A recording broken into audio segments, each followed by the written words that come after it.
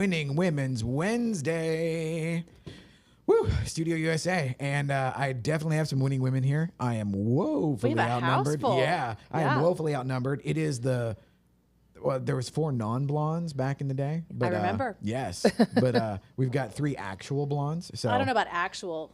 Well, mine was actual. I don't know what it is now. So we'll see. well, and I'm going for silver. My silver certificate. Yeah. Nice. As long as it's there, though, and I have my gimmick done. So yeah, you're good. Yeah. So how we doing? Doing great. Okay, so we've got co-host Michelle. Hello. Good morning. Co-host Ashley. Good morning. And our surprise guest, who now probably believes that I'm not mad at her anymore. Well, they left the door unlocked, so I found my way in. So Yes. good morning, Yeah. ladies. Yes. So we've got Missi with us as well. MissInformed, Missi herself. And so let's pick up where we left off, and now we can actually include Missi in the reindeer games of our accountability summer. Absolutely. So it is summertime. How many of us are loving summer? Are you a summer girl? I'm a money girl, and so I like summer because I tend to make more money during the summer. Ain't that the truth? Oh my goodness. But you have children, so is it hard for you to stay focused? I don't know what that word is. Can you please give me a definition? Yes, it's definitely hard to stay focused and on task and have a schedule whenever you've got kids who do not like schedule or to stay on task and don't really like to focus. Do they get that from their mother? Yes. Understood. Yes, I do. Understood. Same. Ashley, how about you? How's summer going? Summer's fine. We're in that, preheat section of the summer where Yes. it's already really hot and everybody's complaining a little bit. And Yeah. I'm sweating in places I don't like to sweat. Amen. So, which goes to the accountability piece because I'm working towards Bikini Christmas. Yes. Right. 'Cause- Wait, what? Yeah. So I can't do it overnight. So here we are. So I'm striving for Bikini Christmas, which I won't wear a bikini, but it's just to shame me into being accountable with my journey here. We could make a bikini Christmas. We could put the We bikinis. Rick, there's going to be a new show, Bikini Christmas. I feel like there's a family Christmas card coming. They're good. Threaten me with a good time. Oh, Slay, gosh. girl. Yeah, so we'll see. However, I did hurt my back the other day, and so that was part of the drama there. So I'm a little frustrated, but that's okay. So did What they give you? happened? Yeah, did they give you a diagnosis on that? So apparently I have mild scoliosis, which I was not aware of, and I told my mom. She goes, "Oh yeah, I kind of remember that." Like, you forget to pass on that information. Shout out to us Gen Xers. Yeah. Yes. I'm like, did you Yes. forget to give me that information? So Just straighten up. You'll be fine. Well, that exactly. So I'm like sitting here, like, okay. Yeah. Have you tried not having scoliosis? I mean, we'll figure that out. But I have a wonderful chiropractor. So Dr. Alexander, he's great, and I'm going back this afternoon. But the funny part about that is, so I'd never had the electrode stuff. Oh, TENS? Yeah, The TENS yeah. unit? Yeah, so they put it on my back, and then he had a heating pad underneath, and he gave me the switch to hold, and he's like, you can hold the switch. I didn't realize that turned off the heating pad, and I was baking, so I'm extra crispy on my back, and I was just, tears are strolling down my face. I'm like, no, I need to do this to help my back. My mom's laughing hysterically going, you just release it, and it cools the heating pad, and then it'll work its way back up. So I'm done. But I'll go back this afternoon. At least I know the pony trick. So Listen, the chiropractor is a godsend. I'm 38 years old, and I could not live without a chiropractor. Same girl. That man, and you can get those little 10 units on Amazon and have it in your nightstand. If you're on the same journey as me, then it's nice to just have that handy in case the chiropractor is closed or you can't get in because you might need that. Go to Amazon and get you one. They're look at cheap. Amazon. Jeez. Yeah. It's the best. Let's try it. It's the best. Am I the only? I'm over here I still not entirely snake oil on the chiropractor side, but boy, I get where you're coming there's from. some if I walked in and there was elixir for sale and there was some just some Oh, concoctions. don't mind Rick with all of his gimmicks on the end that he's sitting there Right, taking. his But magic mushrooms. but the chiropractor is Who's the gone to snake oil school. salesman. So that's fine. Well, and maybe if the chiropractor had lion's mane gummies. Hey, and, I just took them. I just took them on the right way here. on. Yeah. Oh, and I've also got my new. Is that a Perrier? Yeah, He got fancy. Yeah, we got He got fancy on us. We've upgraded. Yeah. Would anyone like a fizzy water from not domestic, an international fizzy water? Oh, No, I'm good. San Pellegrino. I don't like their Got health San care either. We got San Pellegrino too. So fancy. Look at you. Yeah. We heard something Ra- up. Rambler would never even tag me on, or like my posts. And they're local. So you're done. They're Aren't in they Austin. local? Yeah, and I'm like, I'm trying to like Texas, bro. And nope. So now we've moved on. Yes. We're international now. Yeah. I love I it. dig it. Well, I mean, it looks like it's a Perrier, but it says Mason. What is the Maison. difference? Maison Perrier. Oh, it's so fancy. I have no idea. It's fine. I'm guessing it was Marketing. like $2 a six pack more now, is what I'm guessing. Probably, since yeah, it says yeah. Maison. Everything. Extra word. Yeah. Everything's more Yes. expensive. Ain't Yes. that the truth? But my gummies are kicking in, so maybe my French will reboot. Oh my gosh.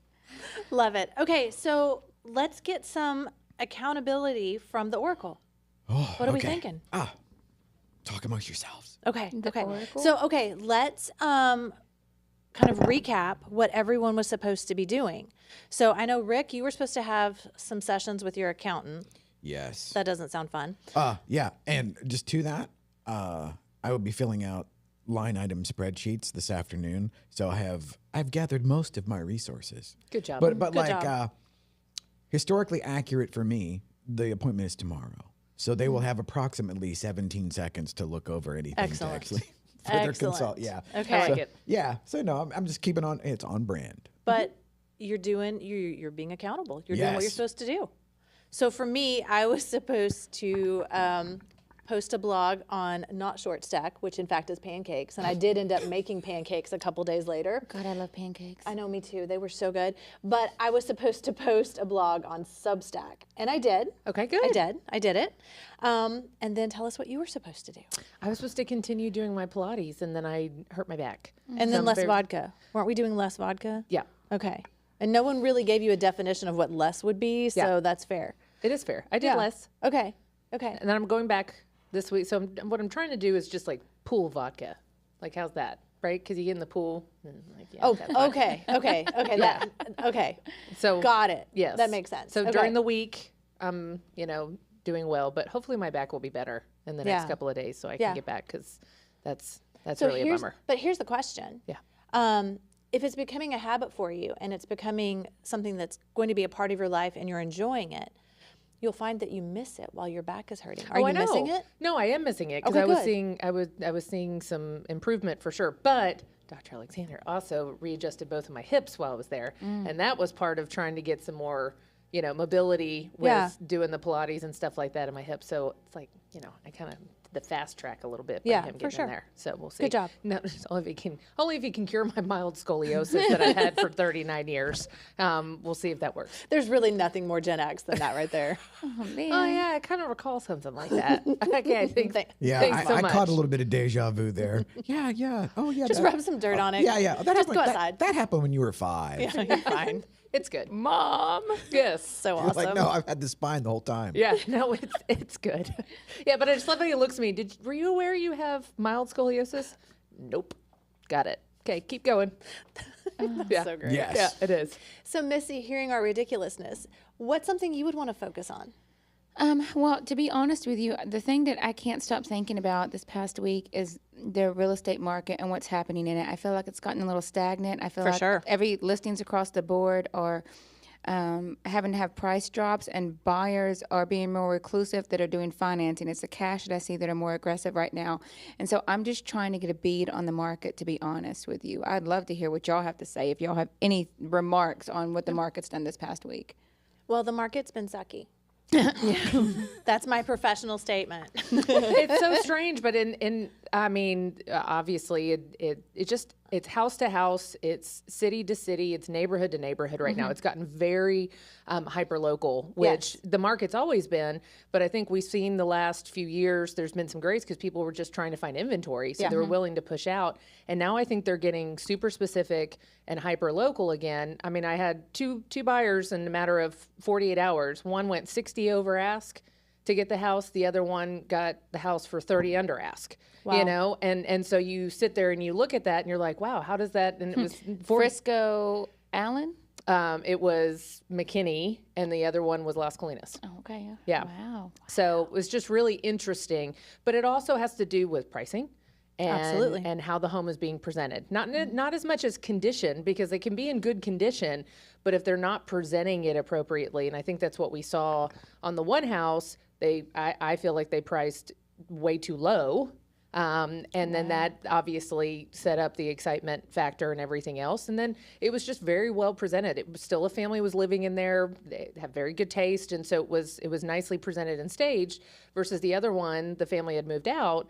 But they still had pictures on the walls and things like that, but there was no furniture. It was kind of hard to get, I think, a feel for the space. It wasn't warm. No, it wasn't warm. And even though the space itself was in good condition, the house was in good condition. They're roughly the same age even. It was lacking.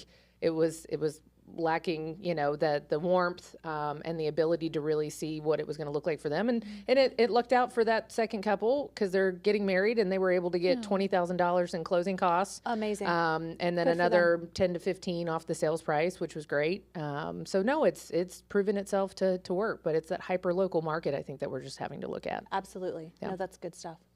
What you got for us? So, first off, I'm curious since I have 3 listing agents here, and I always have this discussion where the presentation, and of course, I'm obligated. The marketing is crucial, but it kind of is. Of course it is. But I was curious on y'all's actual take on vacant houses from a photographer standpoint. That's awesome. Like all my people, they love. Oh, it's on a Super and there's nobody there. Oh my God, it's the best. Yeah. However, that's easy. Yes.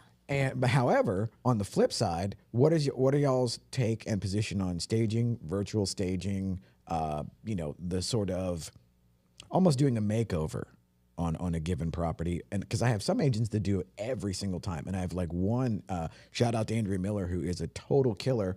And she's also killing herself because they roll up with the trailer and they stage and they do all this stuff. And then by the time it comes to do the video, she's like, oh, okay, so, and you should take a knee, standing 8 count. All right, go. But on that, it's such a broad spectrum where it influences everything that I see. And again, to Ashley's point, I think it's hyper local because it depends on the house, the market, the current situation. I have some new construction houses that are vacant, and they look beautiful. I mean, everything's new and shiny and gorgeous. I have a house that we're closing on next week that Cruz actually did the photography for. Shout out to Cruz. Shout out to Cruz. Good job. But his ability to capture the house without it was obviously furnished, but he was able to capture the elements of the home. It was a unique home, and he was able to capture the different elements outside of the furniture. And that was really important for that house because their taste was a little unique. Yeah. And the house itself was unique. And if you put all that together, it wouldn't have been a fit for every buyer. Yeah. But he was able to take a bird's eye view, step outside, and really capture all the different pieces and elements of the home.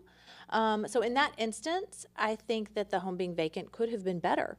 Yeah, just because of the uniqueness of it. It had a limestone wall. It had just some unique features. Interesting. Yeah, it was a cool house. It was a great house.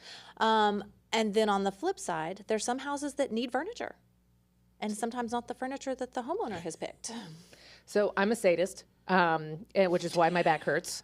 And so so I put all my sellers through Ashley Gentry boot camp. And some probably don't need it, but I've got my regimen now. Consistency. Yeah, I do. And so I don't like virtual staging on anything that is actually is a sale, a resale. We do virtual staging. I like it for new construction, and that's about it.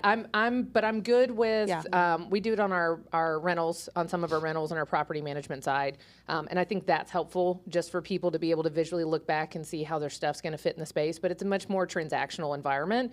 Whereas on listings, I stage every single one of my listings myself. And so I do the same thing. We've gotten to the point where now progression, I don't even have an office space anymore. I have a design center because I can office from home, and it was more important to have the space to do that. So we can stage probably about 12 to 15,000 square feet at any given cycle. And it's really helped. And for me, it's just another value proposition, not that I don't have other things. So that's part of my selling features to say, hey, I'm bringing this aspect to you guys, whether it's decluttering and helping them, pack a little bit and try to do that. And I call it edit. We're going to edit what your house looks like right now. That's a great It's not word. clutter. We're going to pre-pack some of the more personal items and everything else. You're going to give me a blank canvas. And I had an older woman who's in one of the Lock and Leaves in Windsong. And I'll be the third listing agent that has had that house. And her furniture was beautiful. It just was not to scale. It was larger furniture in this really beautiful 1,600 square foot townhome. And I just said, well, look, we're going to stage. And she goes, well, the 4 other agents I've interviewed didn't mention staging. I said, well, that's why I'm sitting here. Yeah, and that's why it's And so she went with me, and she goes, well, I'm kind of like a skeptic. Well, we'll see. And so when it was all done and she even came to the house while the photos were being taken, she just looked at me, she goes, I just can't even believe it. And that was about all I got out of her. And then later that night she said, you're completely correct. Everything looks so much better. I can't even believe this is my house. And so the proof is in the pudding. I mean, her stuff was really pretty, but she had these ornate Mongolian rugs in there that were too big for the space, and you couldn't see the beautiful floor. So I just had to convince her that your $14,000 rug needs to be rolled up and put in the garage. That's a hard conversation to have. It is, but you know what? I also want to exceed your expectations. So we gotta tee each other up for success. But and it's still worth $14,000 in the garage. 100%. It really is. Yeah. Yeah, so we're good. And I don't think that I'm on the scale that you are as an agent. I don't have a design center, and I am very conservative and try to be as pocket friendly as possible. Yeah. So whenever I have these discussions with my listing appointment and I'm trying to get them ready, I do believe staging is critical. Yep. But if it's going to be ugly staging, I'd rather it be vacant. So I've got some things, and we can incorporate a stager. But if the journey that they're on is different, then I would rather it be vacant than bad staging for obvious reasons, because some people just can't see past that. Well, yeah, and one of the things that I do in that regard when agents like, oh, what do you think about staging? I'm like, well, I love it, but it's a matter of what do you think about staging? And it's like, are you asking me that because you don't want to spend the money? Because then no matter what, if they make it look like the Taj Mahal, you're going to be balled up, tied up, and anxious the whole time regardless. I said, so if they're really like kind of waffling on that, I say like, why don't you do virtual staging on like 3 or 4 images, spend $100 or $150, see what happens on the first weekend, get a barometer of the feedback, and then if you want to stage, the stagers still exist. And it's like, I got a bunch of numbers that I can hook you up with. And so I try to get them into the mindset of, oh, it matters, but think about it, or like, why are you hesitant? Yeah. And if you're not willing to stage, at least pack up some things. You have to have the clutter. You're gonna out. move. Yeah, addition by subtraction. That's non-negotiable. Yeah. You have to have the space. sure. The clutter's I gotta love be that. out. We're going to edit. Yeah. Because I like that. Well, and it's all in the vernacular, and what terms you use. Like, I don't look at them and just go, gosh, your stuff is awful, right? That's not going to work. You do have to be. You do have to, and walking through and just saying, hey, you know what? Honestly, what we're doing is we're pre-packing. And the other thing too is walking through. It was really funny in that vacant house that you walk in this very dramatic entryway, and they still had their tiles of all their family photos. And my clients went up to it, and one of them went to UT, and but the couple went to UT, and so they were more fascinated with looking at all the UT paraphernalia throughout the house that was still on the walls versus the house itself. They both we made an offer, but then they both forgot what it looked like. And they're like, can we go back to the house? And I'm like, absolutely. Like, they were going room to room. Oh, I didn't remember that. Well, it's because they were looking at, 24 different photos on there and loved that they, went to UT and all these other things, but they lost sight of the house. And so using those examples when you're talking to somebody, hey, I love that you have a cross wall and that's really important to you, but understand that's very specific and that's very personal too. And distracting. And it's distracting. And so from that side, I sit there and go, I don't want somebody to walk away and go, man, they really had some beautiful crosses on the wall, but I don't remember what the kitchen looked like. Exactly. And that's what happens. And so when you shift it to that, it's not a negative that you have these things. It's just we need them to remember the limestone wall. We need them to remember the interesting features about the house, not necessarily the things that don't convey with it. Exactly. So it's all in how you sell it. To keep my my clients on task, I find myself taking notes and sending it to them in a text message as is reviewing a home. I have them rated on a scale of 1 to 5. 1 sucks, 5 is spectacular. So we're walking through, and I want you to tell me, okay, now that we've seen it on a scale of 1 to 5, where do y'all rate it? Okay, now I want you to tell me the 2 favorite things that you liked about it and something that you really didn't like about it. And I put it in a group text message to them, so that when we're done with the showings, because a lot of us are doing multiple showings, we're able to review and use that as a scale to remember what we liked about each house, and also that rating system, so they knew how they felt when they were actually in the home. Yeah. And that tends to be helpful to keep them on task. Yep, for sure. Right on. I love it. So for you, going back to accountability and focus over the summer, which your real estate business is what you're trying to focus on, what is a task you need to do to focus on real estate that you're struggling with? That's spectacular. Well, to be very honest with you, I've got my hands on a lot of things, and I'm trying to delegate accordingly. So and I'm a micromanager. So my biggest problem is delegation. I'm trying to find people that I can trust that I can delegate to. That is my problem. To find people that are smart. So you need a team. You're ready for a team. Yes, ma'am. That's an exciting place to be. Is it? No, you're right. It is, and I do have some wonderful people around me that I can always lean on for support. And I do have a young lady that has actually joined, and she's, bless her heart, she's gonna hate me in the end of it. But I'm ready to start feeding her and giving her things, and then letting her just kind of help grow the team, and me kind of sit back and do other things, I think is where my life journey is. So do you have job descriptions? Do you have a list of the things that you really want taken off your plate? I absolutely do, but what I'm really trying to focus on is finding the right people and fanning what they're good at. So it's about, and I've got my eyes on a few, so I mean it's just about finding them and fanning what they're good at, so that it helps us flourish together. Because I'm not somebody that enjoys data entry and systems and things of that nature. I'm somebody that would rather be in front of people and talking. I'm obviously a camera whore. I'd rather be out and shaking hands, So I absolutely need somebody. I don't know most people like data entry, so no. I think it's like very good. I love data entry. If you find someone, I need them as well. There's like a whole swath of just like super anxious, nerdy, like it's daylight, I can't go. No. Yeah. Could you put me in a cubby hole where I could just so that there's a specific makeup of those folks. Having I did that as a teenager, as when a couple of my first jobs were in the data entry thing, where it's like, here, just sit here and key this bullshit in for endless hours. And after about 15 minutes, you're like, oh my God. And then which is why you needed to be held accountable for your accountant, because you don't want to sit there and do all those things. Look at that. How about that for a dovetail? Yeah. Good job. Yeah. I'm good at that. Yes. I worked for a tax accountant who did cost segregation studies and did data entry, and it was great money. I only had to work during tax season. It was just before real estate. I only had to work during tax season, but I wanted to take a pen and pop it in my eye and then eat it. I'd rather.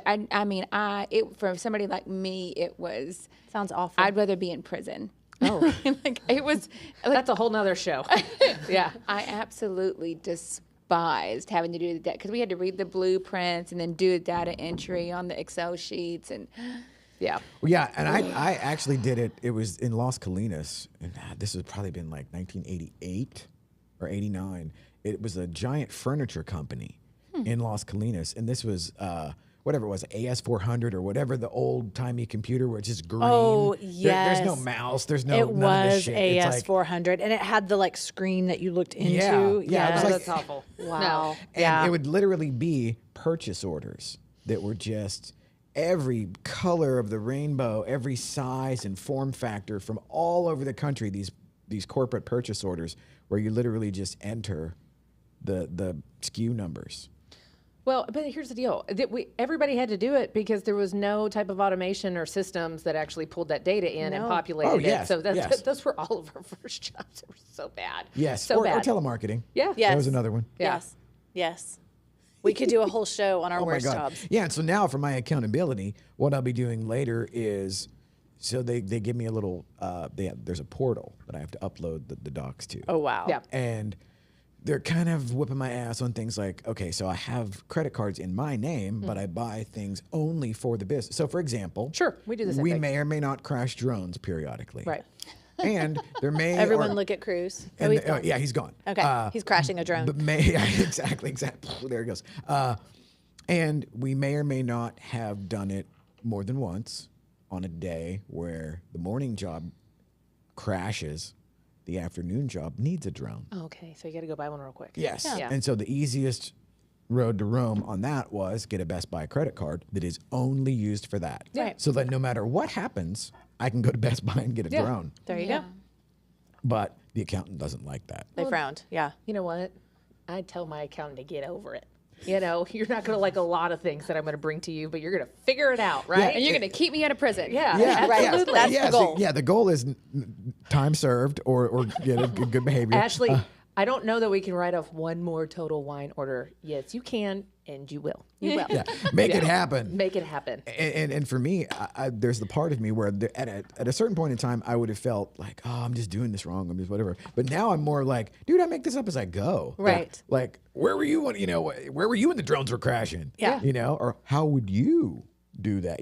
Because Real-time problem solving. That's what it is. You Yes. guys get to sit on your throne with your spreadsheets So and do I'm- everything else. And judge. And judge us from afar while we're in real time. Yes. in the Real-time world. problems Yes. require real-time solutions. Yeah. Thank you. okay, so Ashley's already just brought value. Like today, it's like we're editing and real-time problem solving. Real-time, Yes. real-time Th- problem that solving. now just will cover a multitude of my It will. sins. Yes, absolutely. That's what you can tell your accountant. Hey, listen, you can judge me, but in the moment, this seemed like the best solution. And we're still in business. And we're still in business.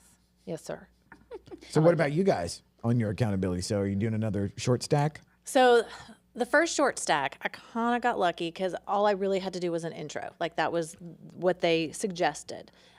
So I incorporated a little bit about Ignite U90 and my coaching programs and what the purpose of the Substack is.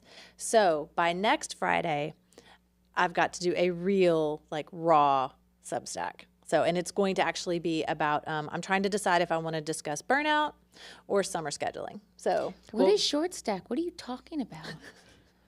She called it short stack instead of substack, and so we made fun of her. Substack. So yes. now she will forever be short stack. So you can find me on Substack under Michelle Ozimi. Okay. Yeah, so we were all Yes. just staring at her and we're like, that's not it. And I knew it wasn't it. And then I wanted pancakes. Yeah, And and then it did just evolve from there. it did. It Yes. did. It did. So- So, yes, I'm on Substack, Michelle Ozimi. Oh, I AKA Okay, short I'm stack. with it Yeah, now. I'm yeah, getting yeah, it. you're I'm with good. it, girl. Yes. Thanks.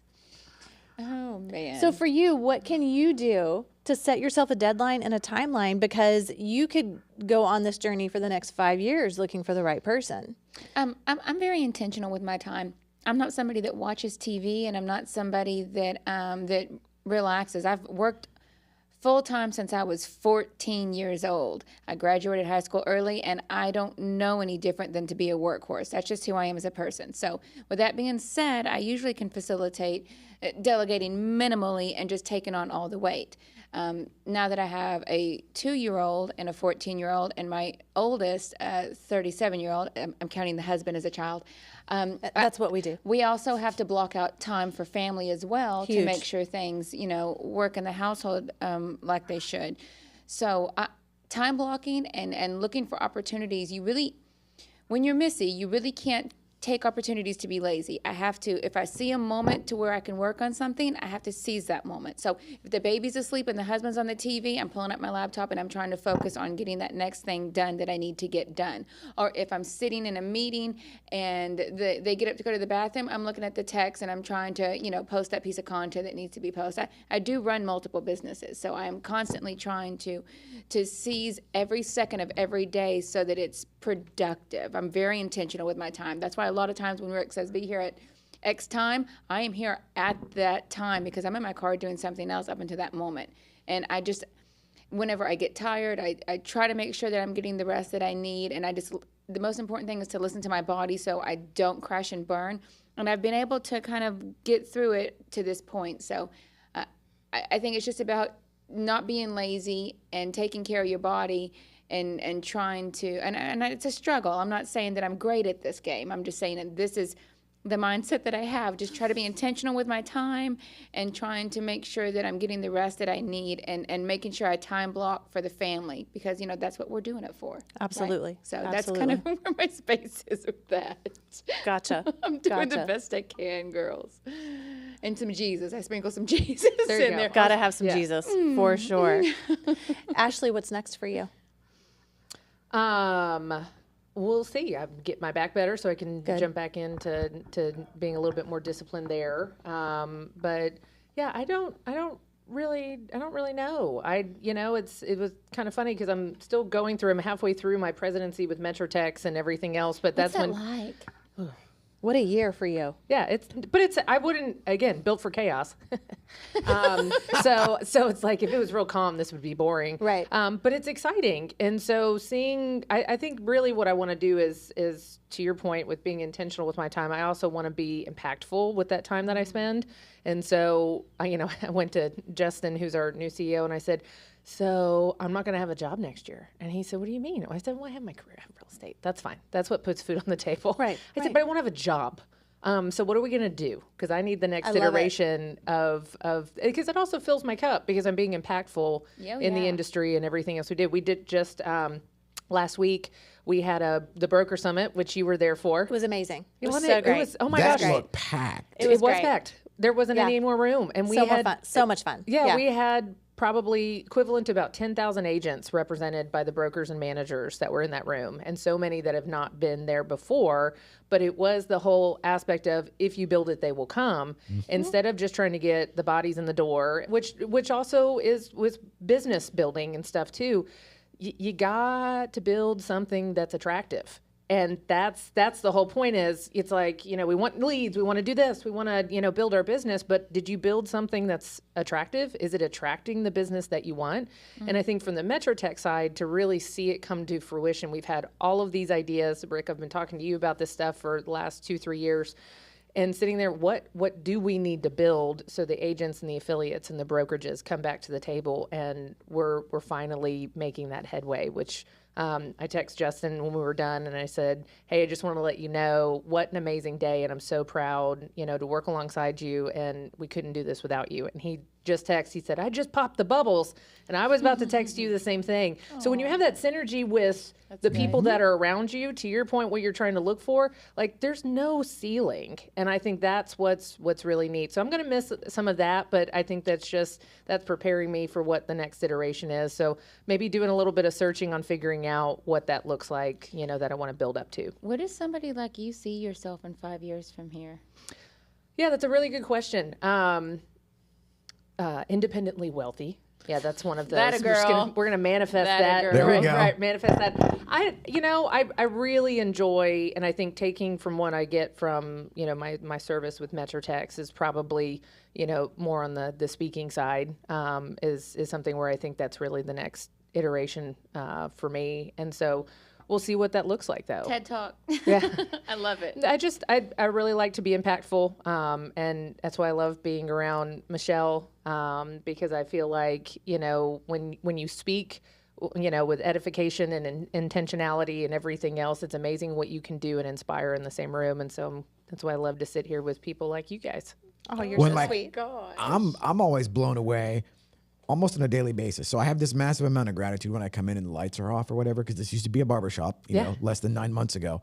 And then to sit here. So speaking of Metrotex, Alina she's like, what about our Zoom? And I'm like, oh, she had a Zoom call that I forgot about. Oh, I know. Justin just texted me, are you going to get on the Zoom call? And I said, next podcast. I forgot. Whoops. Yeah. And so I that's why I just took the picture. So I was just texting her. It's like, oh, well, we're in the middle of recording. But I'm blown away as I look over and it's like, oh, wow, they're texting me to do this. And then here I am here. And then it's like, I got all y'all here, where and it's like, I'm not paying y'all to be here. Yeah. Which like this blows me away. Yeah. And then watching everything that you're doing at Metrotex, because I had such a great and a massive love and sense of gratitude there, because like Roxy, for example, taught me how to write a CE class that would get approved in Austin, which that was a game changer on so many different levels, but it wouldn't happen if it wasn't for Metrotex. And so like now to watch it go all come around full circle, long way around the barn. Yeah. But coming full circle is just awesome. And I had a blast last week with the 4 parties. Oh my gosh, real producers. And, that was great Love to have that it was that. at Metro Tex. Yeah, no, it was amazing. And so to have all of them and be able to talk to the top producers and top affiliates in all those 4 geographical areas and be able to say, like, this is your home and we're here to be an extension of your business and your brokerages and what that looks like. And to really say, instead of us saying, this is what we're going to give you, what do you need from us? And I think that can be, that script can be used in any aspect, whether it's our family life, maybe ask your spouse what they would like from you instead of telling them what they're going to get. Absolutely. I do that a lot. Oh, no, I didn't say all the time. I just said every once in a while, maybe ask. But it's the same thing in the business. Going back to our clients, we know what we think we're really good at, but if we actually asked our clients what they covet the most in our relationship, what they need from us, what they need from us, and what they love working with you. What if somebody were to sit there and say, "Oh, I work with Missi because she's this, or she does this well." Why would they refer you? Yeah, like, what would you tell? Absolutely, because it's like everybody likes to say like, "Oh, I got a guy." Yeah, but then it's like, what comes after that? Like you got a guy that ... what? Yes. And it's that differentiator. And right now that's what we're doing at Metro Tex is we're not focusing on anybody else. We're just trying to be the best archetype of what a realtor organization looks like to serve our real estate community. And I think it's the same thing in our businesses is what do we want that to look like? Don't compare. Comparison is the thief of joy. And I do that all the time. And when I get tripped up on social media or whatever else, I just unfollow that person because I'm like, that's not healthy for my mindset, right? Yeah. I'm not going to unfriend you. But I'm going to unfollow because this isn't healthy, right? And if you don't know Beetlejuice. Beetlejuice. I know, it's so good. Yes. Yes, absolutely. No, but I think that's the biggest thing is sometimes, success leaves clues and there's no joke in that. So align yourself with people that are where you want to be. But then it's also okay to deviate from the path. Know who you want to be. Yeah, absolutely. It's like I can hang out with Michelle all day long, but we have different goals and objectives. I don't want to be a writer on Short Stack.